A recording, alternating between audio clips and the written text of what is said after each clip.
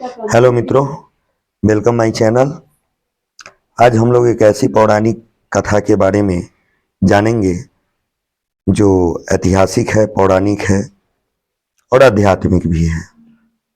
यह कथा किसी और की नहीं बल्कि जाने माने भगवान विष्णु जी और माता लक्ष्मी जी की है। एक बार की बात है, विष्णु शेष शैया पे बैठे आराम कर रहे थे और बैठे बैठे वह कहीं खो गए थे, किसी चिंतन में थे। उन्होंने धरती पर घूमने का विचार किया मन ही मन। जब उन्होंने धरती पर घूमने का विचार किया तो ऐसे भी कई साल बीत गए धरती पर आए हुए उन्हें। बहुत दिनों से उन्होंने आया नहीं था और वह अपनी यात्रा की तैयारी में लग गए थे। स्वामी को तैयार होता देख कर लक्ष्मी माँ ने पूछा, जो आज सुबह सुबह कहाँ जाने की तैयारी हो रही है? विष्णु जी ने मुस्कुराते हुए कहा, मैं धरती लोक पर घूमने जा रहा हूं। तो कुछ सोचकर लक्ष्मी माँ ने कहा, हे देव, क्या मैं आपके साथ चल सकता हूं? मुझे भी जाने का मौका दीजिए। भगवान विष्णु ने 2 पल सोचा और फिर कहा, एक शर्त पर मैं आपको घूमने के लिए साथ लेके चल सकता हूं। शर्त क्या है? शर्त यह थी कि जो आप उत्तर दिशा की ओर बिल्कुल मत देखेंगे। इसके साथ ही माता लक्ष्मी ने हाँ कह दिया और वो अपनी को मनवा ली। और सुबह सुबह मां लक्ष्मी और भगवान विष्णु धरती पर पहुंच गए। अभी सूर्य देवता निकल ही रहे थे, क्योंकि रात में अधिक बरसात हुई थी।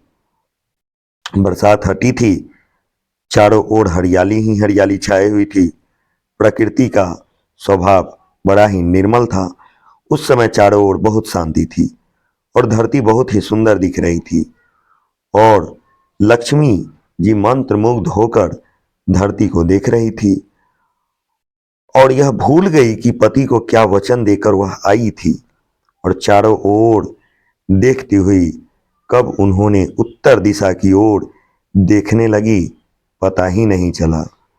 उत्तर दिशा में मां लक्ष्मी को एक बहुत ही सुंदर बगीचा नजर आया और उस तरफ से भीनी भीनी खुशबू भी आ रही थी और बहुत ही सुंदर सुंदर फूल खिले हुए थे।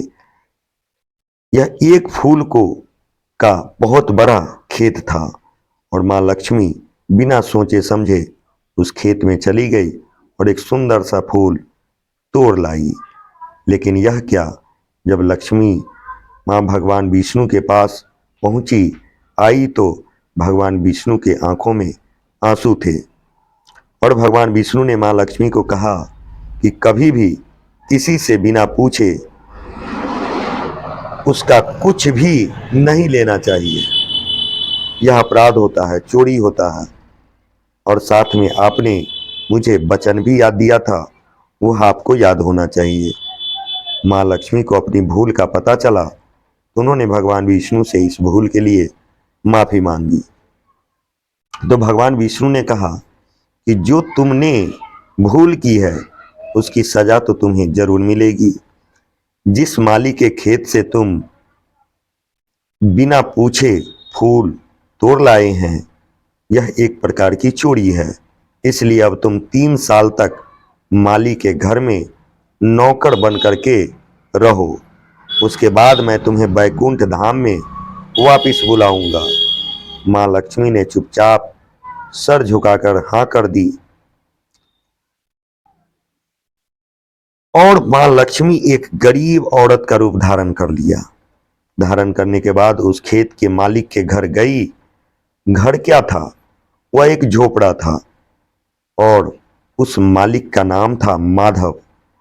माधव की बीबी और 2 बेटे और 3 बेटियां साथ में रहती थी। सभी उस छोटे से खेत में काम करके इसी तरह से अपने गुजर बसर करते थे। माँ लक्ष्मी जब एक साधारण और गरीब औरत बनकर माधव के झोपड़े पर गई तो माधव ने पूछा, बहन तुम कौन हो और इस समय तुम्हें क्या चाहिए? तब लक्ष्मी जी ने कहा, मैं एक गरीब औरत हूं, मेरी देखभाल करने वाला कोई नहीं है, मैंने कई दिनों से खाना पीना भी नहीं खाया, मुझे कोई भी काम दे दो, साथ में मैं तुम्हारे घर का काम भी कर दिया करूंगी, बस मुझे अपने घर में एक कोने में आसरा दे दो, थोड़ी सी जगह दे दो।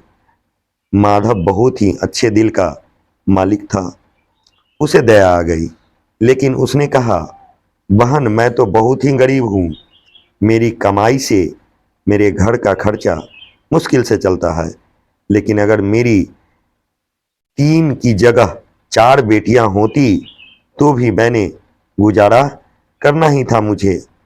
अगर तुम मेरी बेटी बनकर जो रूखा सूखा हम खाते हैं उसमें खुश रह सकती हो तो बेटी अंदर आ जाओ।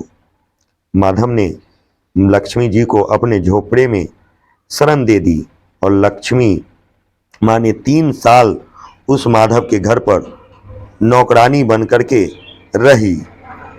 जिस दिन माँ लक्ष्मी माधव के घर आई थी उससे दूसरे दिन ही माधव को इतनी आमदनी हुई फूलों से कि वह शाम को एक गाय खरीद लिया। फिर धीरे धीरे माधव ने काफी जमीन भी खरीद ली और सब ने अच्छे अच्छे कपड़े भी बनवा लिए और फिर एक बड़ा पक्का घर भी बनवा लिया, बेटियों और बीवी के गहने भी बनवा लिए और अब मकान भी बहुत बड़ा बना लिया था। माधव हमेशा सोचता था कि मुझे यह सब इस महिला के आने के बाद मिला है, इस बेटी के रूप में मेरी किस्मत आ गई है। और अब 2 से 5 साल बीत गए थे, लेकिन माँ लक्ष्मी अब भी घर में और खेत में काम करती थी। एक दिन माधव जब अपने खेत से काम खत्म करके घर आया तो उसने अपने घर के सामने द्वार पर एक देवी स्वरूप गहने से लदी हुई एक औरत को देखा। ध्यान से देखकर पहचान गया, अरे यह तो मेरी मुंह बोली चौथी बेटी है, यह कोई दूसरी नहीं, यानी वही औरत है जो गरीब के रूप में आई थी। और पहचान गया कि यह तो माँ लक्ष्मी है। अब तक माधव का पूरा परिवार बाहर आ गया था और सब हैरान होकर माँ लक्ष्मी को देख रहे थे।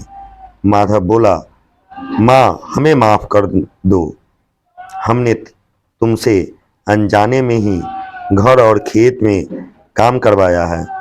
माँ यह कैसा अपराध हो गया, माँ हम सबको माफ कर दो। अब माँ लक्ष्मी मुस्कुराई और बोली, माधव तुम बहुत ही अच्छे और दयालु व्यक्ति हो, तुमने मुझे अपनी बेटी की तरह रखा है, अपने परिवार के सदस्य की तरह से रखा है। इसके बदले मैं तुम्हें वरदान देती हूँ कि तुम्हारे पास कभी भी खुशियों और धन की कमी नहीं रहेगी, तुम सारे सुख तुम्हें मिलेंगे जिसके तुम हकदार हो। और फिर माँ अपने स्वामी के द्वारा भेजे रथ में बैकुंठ धाम को चली गई। धन्यवाद।